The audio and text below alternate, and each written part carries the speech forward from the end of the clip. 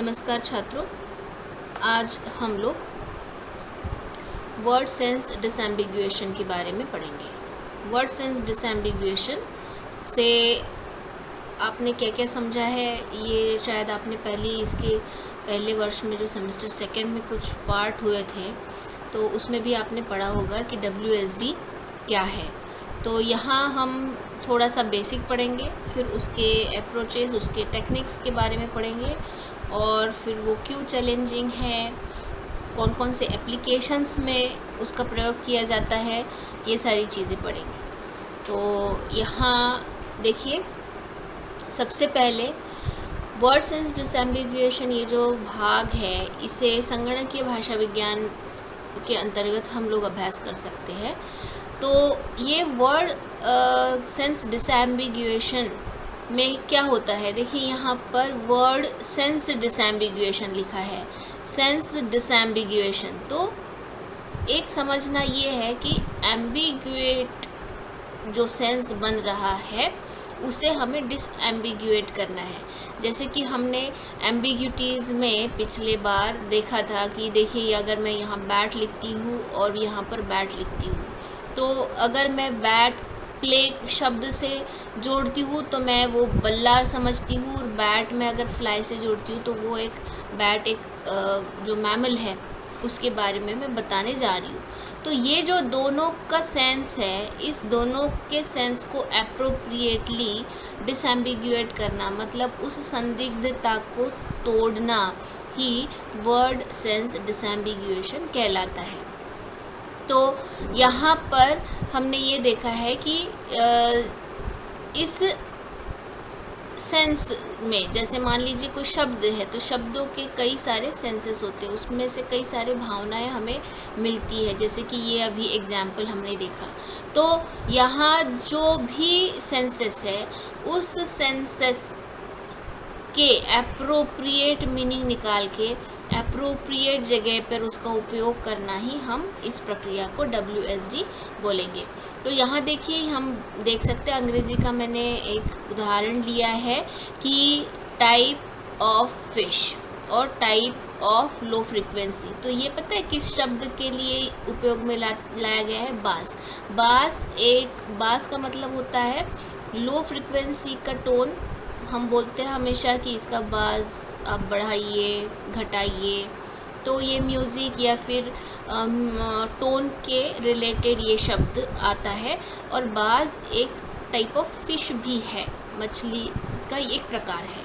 तो इस आधार पर अगर मैं यहाँ सेंटेंसेस लिखती हूँ, I went fishing for some sea bass, तो इससे आपके दिमाग में पक्की बात यहाँ आएगी कि ये जो बास है, यहाँ ये जो शब्द बास है ये फिश है, मतलब मछली का प्रकार है, ना कि वो किसी म्यूज़िक या फिर टोन से रिलेटेड शब्द है। अब दूसरा वाक्य देखिए, the bass line of the song is very moving. Bass line of the song is very moving, इसमें सॉन्ग ये शब्द आ गया। सॉन्ग मतलब म्यूज़िक, म्यूज़िक मतलब कहीं तो भी टोन है, उसका पिच है, उसकी फ्रिक्वेंसी है। तो इस बास का मतलब हम लोग सॉन्ग से रिलेट उसे करेंगे, वो सेंस में लेंगे, ना कि कोई मछली के सेंस में। यहाँ कोई मछली से रिलेटेड कोई गाने की लाइन है या फिर इस प्रकार से वो नहीं है। सॉरी। तो अब ये जो तरीके मैंने बताए, देखिए ये टाइप ऑफ फिश या फिर टोन ऑफ फ्रीक्वेंसी, अगर मैंने आपको बता दिया कि भैया I play with the bat, I saw the flying bat, तो आप बहुत आराम से समझ पाएंगे कि ये वाला जो बैट है वो खेलने का बल्ला है और वो वाला बैट है जो कि मैमल है। अब बीइंग अ ह्यूमन हम लोग उसको डिस्टिंग्विश कर पाते हैं, उसमें अंतर कर पाते हैं, पर क्या कंप्यूटर ये कर पाएगा? ये एक बहुत बड़ा प्रश्न चिन्ह है, यहाँ पर बहुत बड़ी एक चुनौती है। क्या जैसे हमारा ह्यूमन माइंड, हम जिस तरीके से शुरू से भाषा सीखते हैं बचपन से, तो अपने आप ही एक हमारा जो जनरेटिव ग्रामर, हमारी जो ग्रामेटिकल या फिर लैंग्वेज टीचिंग की जो प्रोसेस होती है, उसमें एक एपरेटस ऐसा भी डेवलप हो जाता है, अपने आप वो सेंसेस को डिस्टिंग्विश करने लगता है। पर क्या कंप्यूटर इस प्रकार से कर पाएगा? क्या कंप्यूटर इस बास और इस बास में, ये वाला जो बास है और ये वाला जो बास है, जो कि ये सॉन्ग से रिलेटेड है और जो कि ये फिश से रिलेटेड है, क्या दोनों में अंतर कर पाएगा? ये अंतर कर पाना कंप्यूटर के लिए आसान नहीं है, और इसके लिए हमें कई सारे तकनीक, मतलब चूँकि ये बहुत डिफ़िकल्ट टास्क है, उच्चार भी सही है, फोनेटिकली भी ये सही एक ही जैसा स्पेलिंग करता है, तो कंप्यूटर को उसका सेंस समझ आना ये एक बहुत बड़ी चुनौती है। और इस चुनौती के लिए हम कई सारे तकनीक, कई सारे एल्गोरिदम्स का उपयोग करते हैं। ये एल्गोरिदम्स का उपयोग क्यों करते हैं? ताकि ये जो ह्यूमन एबिलिटी है सेंस को डिसएम्बिगुएट करने की, इस टास्क को वो कंप्यूटर, वो मशीन आसानी से कर पाए, डिसएम्बिगुएट कर पाएगी कि ये बास कौन से सेंस में आया है और ये वाला जो वर्ड बास है वो कौन से सेंस में आया है। तो इसी एबिलिटी को डेवलप करना जो एक चुनौती है, उसे ही हम वर्ड सेंस डिसएम्बिगुएशन कहते हैं। अब ये जो वर्ड सेंस डिसएम्बिगुएशन है, इससे कंप्यूटेशनल लिंग्विस्टिक्स की एक चुनौती, एक समस्या के रूप में देखा गया है। और यहाँ ये समस्या क्यों है, या फिर ये समस्या जो है, इससे कौन कौन सी टूल या फिर कौन कौन से एप्लीकेशंस हमारे प्रभावित हो रहे हैं, इसके बारे में हम लोग ज़रा यहाँ जानकारी लेने जा रहे हैं।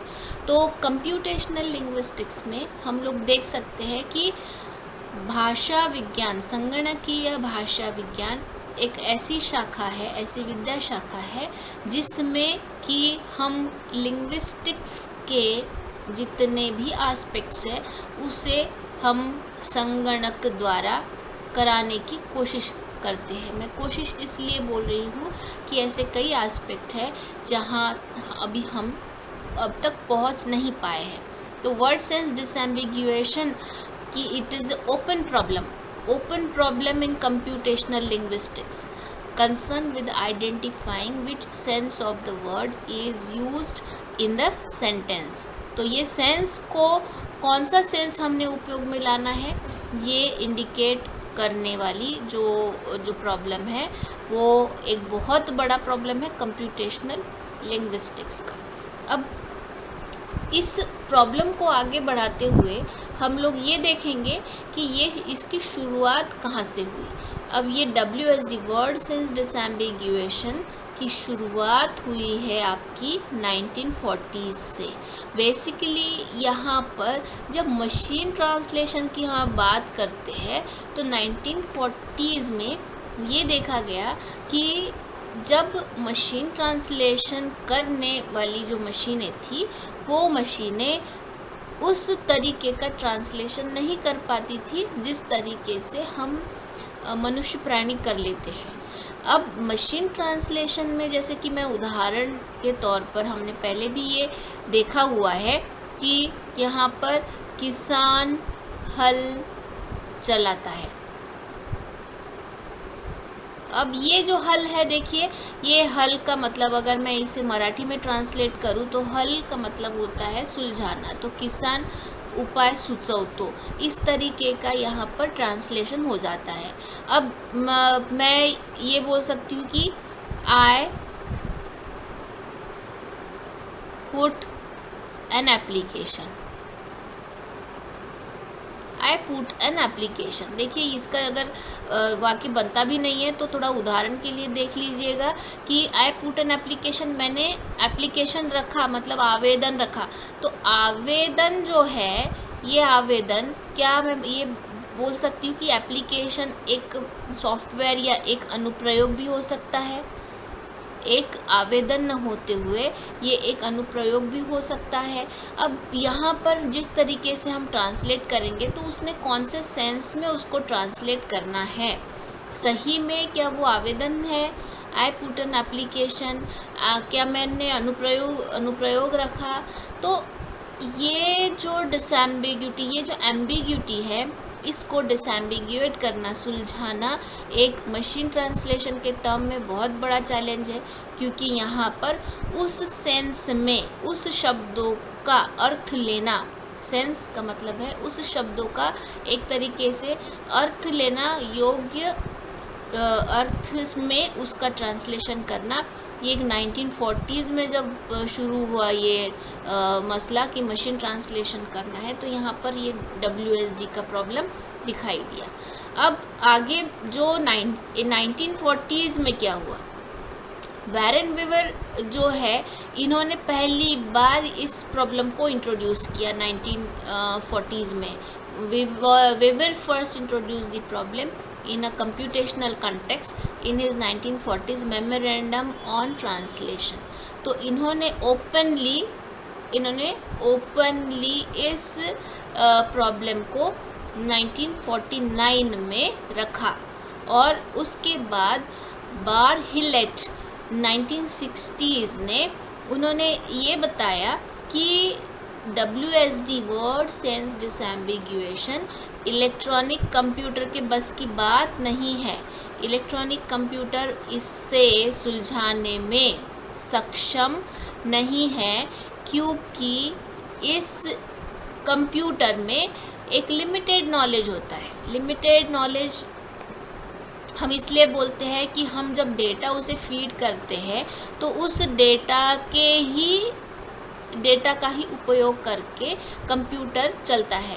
पर अगर किसी भी शब्द को मुझे डिसएम्बिगुएट करना है तो मुझे वर्ड नॉलेज की ज़रूरत है। मतलब यहाँ पर वर्ड नॉलेज का मतलब ये है कि देखिए यहाँ आवेदन है, ये एक जनरल हो गया, बट अगर मैं अनुप्रयोग बोलती हूँ तो ये जैसे प्रौद्योगिकी के क्षेत्र से शब्द आया है। सॉफ्टवेयर टूल्स मतलब हम लोग अनुप्रयोग बोलते हैं। तो यहाँ ये मॉडल, ये जो WSD है, ये कंप्यूटर के द्वारा नहीं सुलझा जा सकता है ये प्रॉब्लम, ऐसा बार हिलेट ने कहा। क्योंकि इसका मेन कारण उन्होंने ये बताया कि इसको अगर सुलझाना है, सही में हमें वर्ड्स को डिसएम्बिगुएट करना है, तो हमें वर्ड नॉलेज मतलब दुनिया का पूरा ज्ञान हमें ज़रूरी है।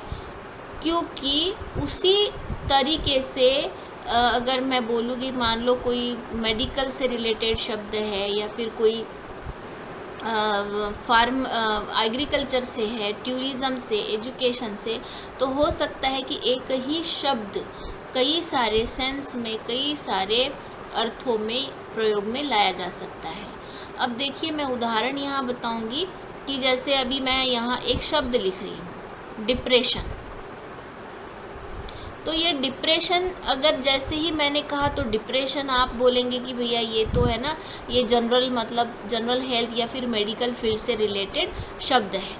तो डिप्रेशन जिसे हम बोलते हैं कि तनाव या स्ट्रेस, तो यहाँ फट से आपके दिमाग में ये शब्द आ जाता है। पर क्या ये ज़रूरी है हमेशा कि डिप्रेशन भैया इसी ही डोमेन से या फिर इसी ही मेडिकल फील्ड से ही जुड़ा हुआ है? नहीं। देखिए ये जो है ना, ये इकोनॉमिक्स से भी जुड़ा हुआ है। हम लोग बोलते हैं ना depression rate, depression of particular amount या फिर इंटरेस्ट रेट व्हाटएवर। तो अब देखिए यह डोमेन कितने अलग हुए हैं। मेडिकल एक उसकी उत्तर दिशा है, तो ये इकोनॉमिक्स जो है उसकी पश्चिम दिशा है। तो ये जो है ये वर्ड नॉलेज हमें होना ज़रूरी है, तब भी जाके हम लोग वर्ड सेंस डिसएम्बिगुएशन की प्रॉब्लम को सुलझा पाएंगे, ऐसे बार हिलेल ने 1960s में कहा है। अब बार हिलेल ने जिस तरीके से आर्ग्यू किया है, तो हम ये बोल सकते हैं कि WSD जो है सिंटैक्स, सेमांटिक्स और वर्ड मीनिंग का उपयोग करता है। अब ये सिंटैक्स, सेमांटिक्स, वर्ड मीनिंग का उपयोग कैसे कर सकता है? देखिए, अब जैसे कि कई बार होता है ना, हम लोग सिंटैक्स को समझेंगे सबसे पहले कि WSD में सिंटैक्स किस प्रकार से उपयोग में लाया जाता है। तो कई बार जैसे कि ये शब्द है पूजा, तो ये पूजा जो है ये कभी कभी नाउन भी आता है और कभी कभी वर्ब के रूप में पूजा करना, तो ये कभी कभी वर्ब के रूप में भी हमें उपयोग में इसे लाते हैं। तो अगर हम इसका सिंटैक्स ठीक से निकालेंगे, सिंटैक्स निकालना मतलब हम लोग अगर इसका POS टैगिंग ठीक से करेंगे तो हम इसे डिसएम्बिगुएट कर सकते हैं। अभी सिमेंटिक्स में क्या होगा कि सिमेंटिक्स में भाई तुम्हारी जो मल्टीपल मीनिंग्स है, तुम्हारी जो पर्टिकुलरली रोल है, थीमेटिक रोल हमने पढ़ा है, फिर उसके बाद में हमने लेक्सिकल रिलेशंस पढ़े हैं। तो ये लेक्सिकल रिलेशंस आपके मेटोनिमी, पॉलीसेमी, होमोनिमी, हाइपरनिमी, होलोनिमी, ये सारे जो लेक्सिकल रिलेशंस हैं, ये लेक्सिकल रिलेशंस आपके सिमेंटिक्स को रिजॉल्व करने के लिए उपयोग में लाए जाते हैं। जैसे कि अभी बहुत पॉपुलर एग्जांपल हम देखते हैं कि बैंक ऑफ रिवर, और ये बैंक, अब ये हो गया आपका फाइनेंशियल इंस्टीट्यूशन, और दूसरा जो है आपका रिवर साइड हो गया। तो ये जो बताते हैं, ये जो प्रकार है लेक्सिकल रिलेशंस के, ये बताते हैं कि किस सेंस में आपको उसे लेना है। तो हम सिमेंटिक्स से भी डील करते हैं जब हम लोग वर्ड सेंस डिसएम्बिगुएशन के प्रॉब्लम को सुलझाते हैं। और दूसरा है उसका word meaning in the context, मतलब उसका कंटेक्स्ट क्या है, इसमें ये भी इन्वॉल्व रहता है। तो हम यहाँ पर मोटा मोटी ये बोल सकते हैं कि कंप्यूटेशनल लेक्सिकल सेमांटिक्स का ये भाग है, कंप्यूटेशनल लेक्सिकल सेमांटिक्स का ये भाग है। अब ये कंप्यूटेशनल लेक्सिकल सेमांटिक्स क्या है, ये देखिए, यहाँ मैंने जितने भी लेक्सिकल रिलेशंस का उल्लेख किया, मैंने कहा पॉलीसेमी, मैंने कहा मेरोनिमी, ठीक, मैंने कहा हाइपोनिमी, हाइपरनिमी,